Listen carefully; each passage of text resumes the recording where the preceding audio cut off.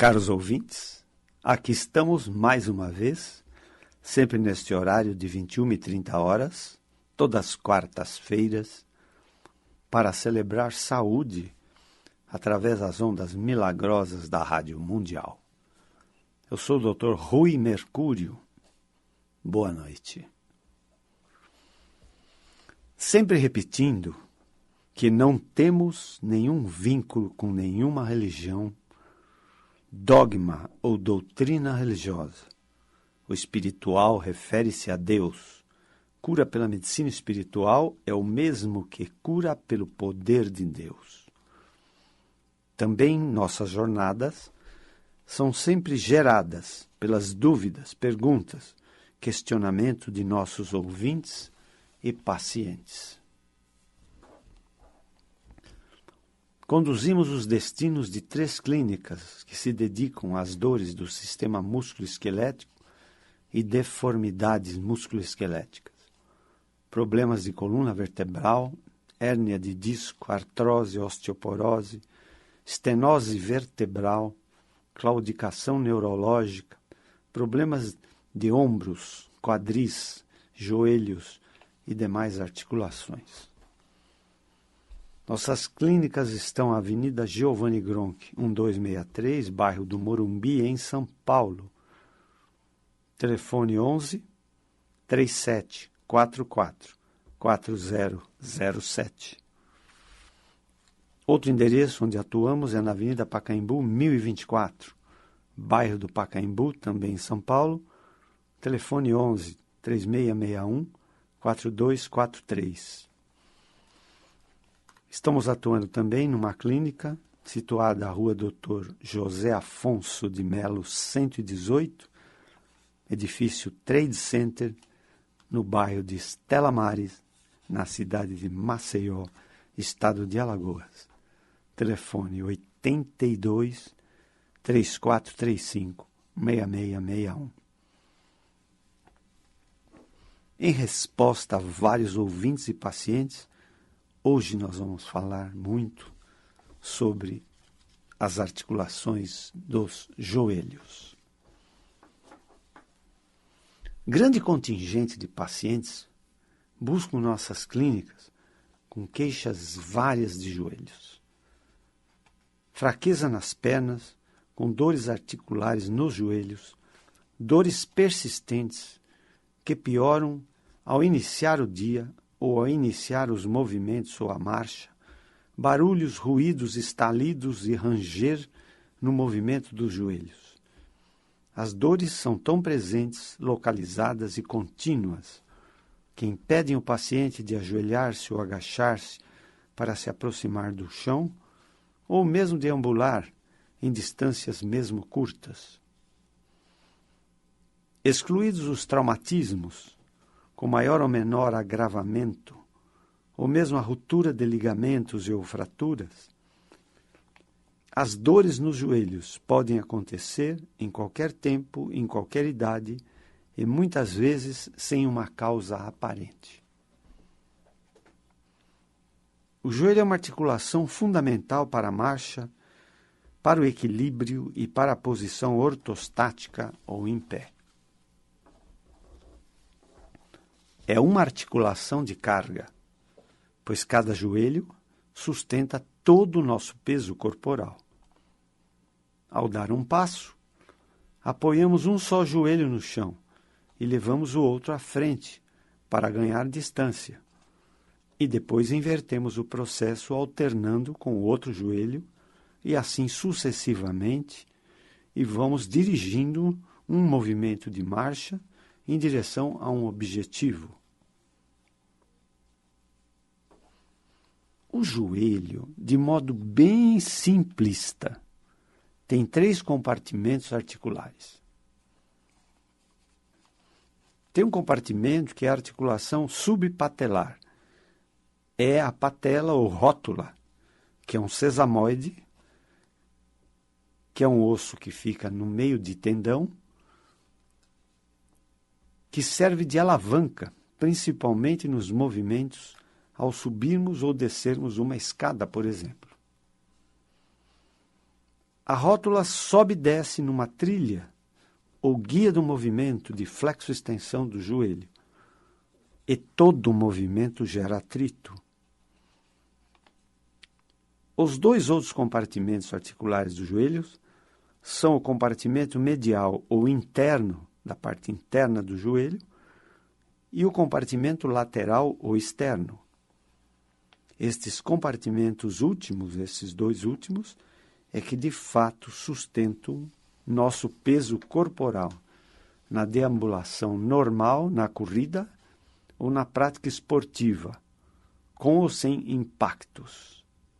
Nestes compartimentos moram duas meia-luas de fibrocartilagem, que são os meniscos, medial e lateral. Na verdade, são dois sistemas estabilizadores do movimento de flexo-extensão dos joelhos. Como toda articulação ou engrenagem, os joelhos contêm uma substância lubrificante cuja função principal são diminuir o atrito e vitalizar as superfícies articulares das cartilagens, pois estas não têm sangue, não recebem suprimento de sangue. As células cartilaginosas são vitalizadas, são alimentadas, entre aspas, pelo próprio líquido sinovial, produzido pela membrana que envolve o joelho, chamada membrana sinovial. A diminuição ou falta deste gel sinovial faz aumentar o atrito, com o aumento do desgaste articular, acompanhado de dores mais ou menos intensas, que pioram com os movimentos, e tendem tais dores a se acalmarem com o repouso. Se isto ocorre numa idade muito avançada, parece ser um processo frequente, não diríamos normal, mas frequente, dependendo da faixa etária. Pois com o avançar da idade, diminui o gel sinovial e aumenta o atrito e o desgaste, e daí as dores, as limitações e até a incapacidade. Não fosse apenas o desgaste, que por si só já é grave, os desgastes nunca são iguais nos dois compartimentos, tanto no medial como no lateral. Sempre são desgastes diferentes. E assim, vejam bem o que acontece. Quando o desgaste é maior no compartimento interno ou medial dos joelhos, as pernas sofrem aquela deformidade em arco, ou assim chamadas pernas de cowboy. E quando os desgastes são maiores no compartimento lateral, as pernas deformam em X.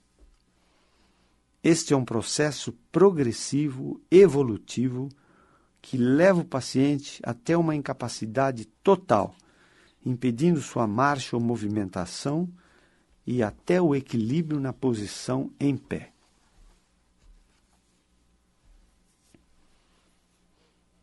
Daí as localizações preferenciais dos pontos de dor. A dor é o guia do médico, do ortopedista, para fazer diagnóstico, detectar onde está o maior mal. Se bem anterior, se o ponto de maior dor é bem anterior, é possível que o desgaste, com toda a probabilidade, é na articulação patelofemoral. Dependendo do grau de deformidade dos membros inferiores, as rótulas ou patelas têm desvio dos eixos. Dizemos que são rótulas estrábicas, convergentes ou divergentes. Quando as rótulas são estrábicas, isso demonstra que há uma deformidade em X dos membros inferiores, chamada genu valgum, ou em perna de cowboy, em arco, chamada genu varum. Se o ponto principal de dor é lateral, possivelmente, há maior comprometimento do menisco lateral, com esmagamento, desgaste e até lacerações ou fissuras ou rachaduras do menisco. Se o ponto principal da dor é interno ou medial nos joelhos, com quase toda certeza, o processo patológico atingiu o menisco medial ou interno e a deformidade dos membros inferiores é em arcos ou em pernas de cowboy. É o genu varum. Então entendo, embora a produção de cartilagem é contínua, se esta articulação não tem gel sinovial, ou o atrito é muito intenso, a deformidade vai aumentando, porque o atrito tem uma velocidade maior do que a própria produção de cartilagem. E assim, a deformidade aumenta, pioram as dores e a incapacidade. Acompanho também este quadro clínico.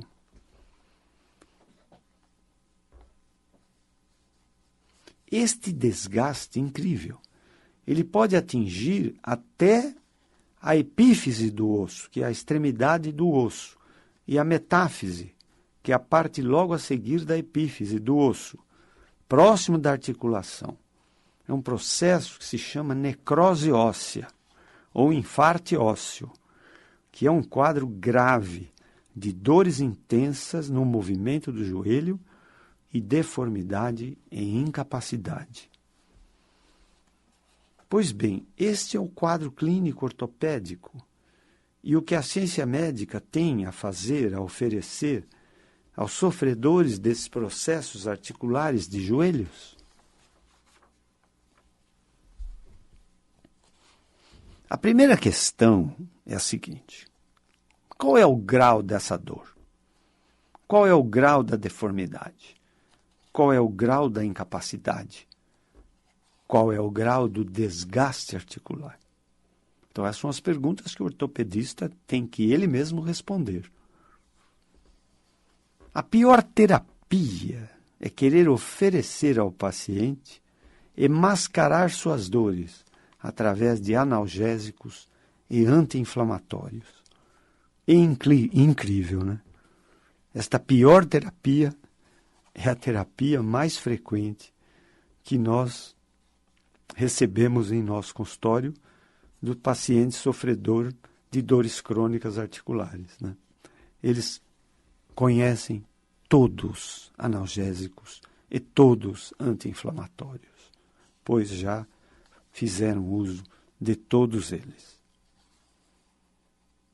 A terapia alternativa, conservadora, não cirúrgica, é a terapia com viscosuplementação, através de injeções intraarticulares, as conhecidas infiltrações, de derivados da própria estrutura química do tecido cartilaginoso.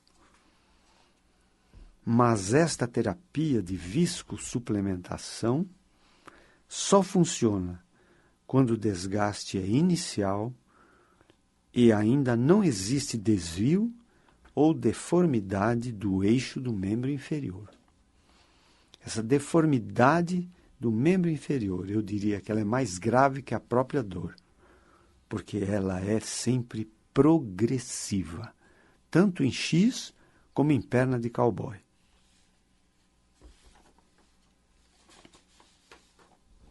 A terapia para os desgastes, para as dores articulares dos joelhos, nos casos mais avançados, é a artroplastia ou a prótese de joelho, que é uma situação cirúrgica de substituição da articulação por uma engrenagem mecânica de plástico e metal, que é a prótese artificial de joelho. Terapia essa que deve ser encarada como uma grande exceção, e jamais em pessoas muito jovens. As complicações deste procedimento cirúrgico, quando ocorre, pode se tornar um verdadeiro desastre para o paciente e o próprio médico. Por isso, é necessário pensar uma vez para não operar um joelho, mas é necessário pensar 10 vezes para pensar em operar um joelho. Mas sempre preferimos as soluções conservadoras, não cirúrgicas, com a nossa viscosuplementação intraarticular, correção do eixo da deformidade, fisioterapia, cinesioterapia, eletroterapia e a utilização até de palmilhas ou botas ortopédicas, mesmo para os pacientes adultos.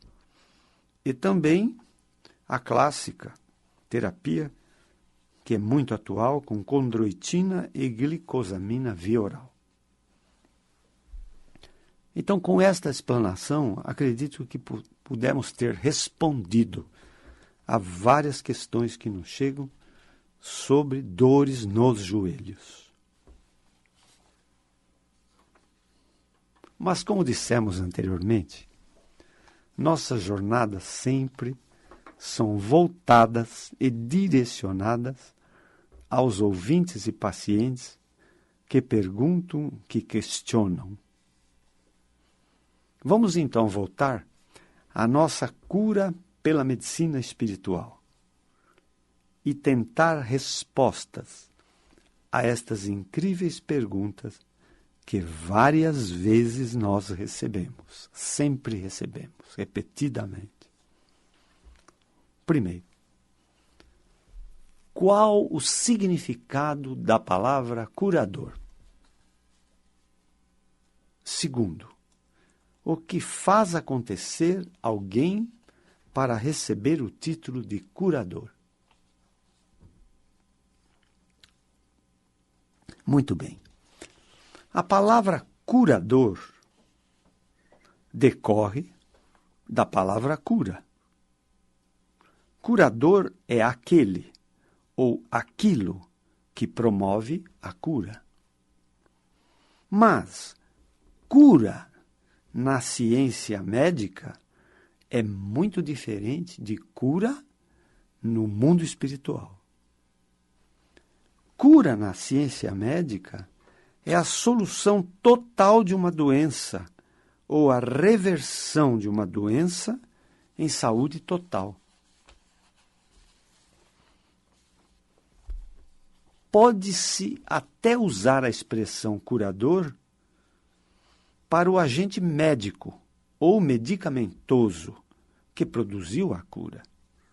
Isto no sentido material, físico, científico da ciência médica.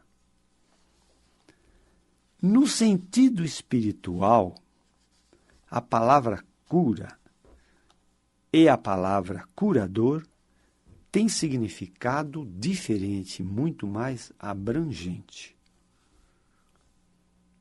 Cura, em sentido espiritual, é a correção total do erro.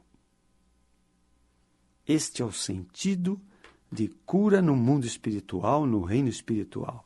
É a correção total do erro. E o que é esse erro no sentido espiritual? O erro no sentido espiritual é no significado de pecado. Então, vou repetir. Cura, em sentido espiritual, é a correção total do erro. O erro, no sentido espiritual, é no significado do pecado. Em sentido espiritual, o pecado não é algo que deve ser punido, mas é um erro a ser corrigido. Vou repetir. Porque não é isso que eu aprendi no Catecismo da Igreja Católica. Em sentido espiritual, o pecado não é algo que deva ser punido, mas é um erro a ser corrigido. Uma vez corrigido o erro, a cura é apenas uma decorrência.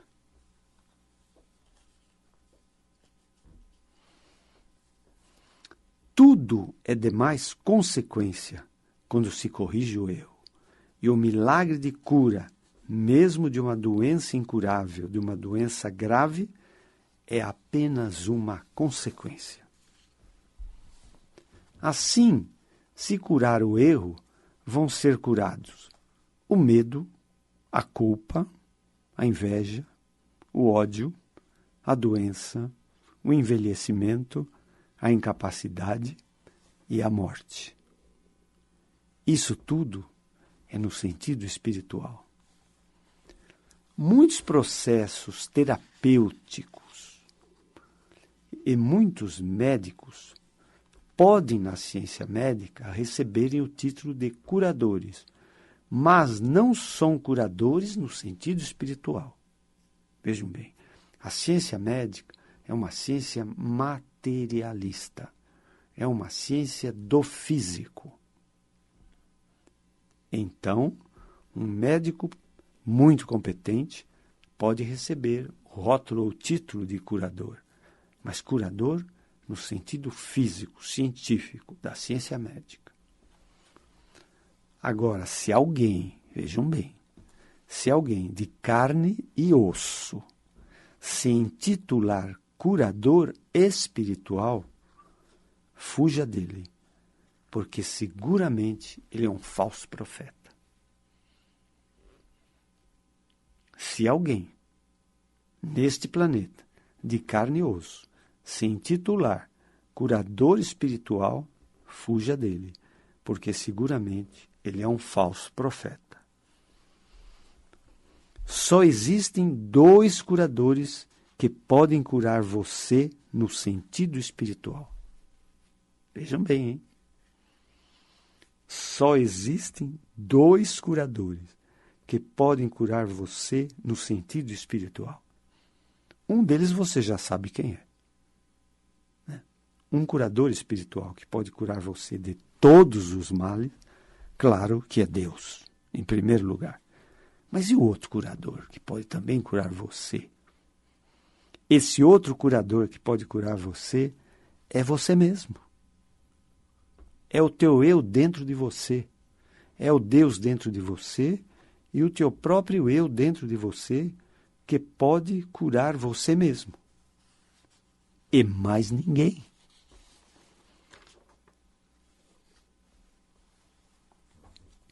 Primeiro, sempre é Deus, que é o único curador espiritual que sempre existiu, existe e sempre existirá e por todo este universo.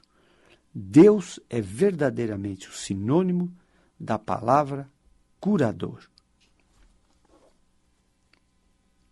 Agora, você mesmo que pode produzir a sua autocura, mas aqui você pode produzir a cura das doenças ditas psicossomáticas. E a maioria das nossas doenças são psicossomáticas.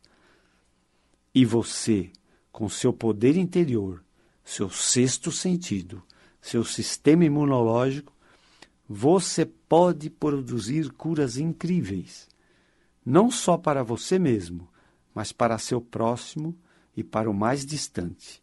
Mas isto é cura mental, ou cura pelo poder da mente, ou cura pela energia mental. Então, você pode exercer o seu papel de curador mental. Porque a cura espiritual requer uma qualidade incrível, chamada santidade. É necessário antes a santidade, para depois você ser um curador espiritual.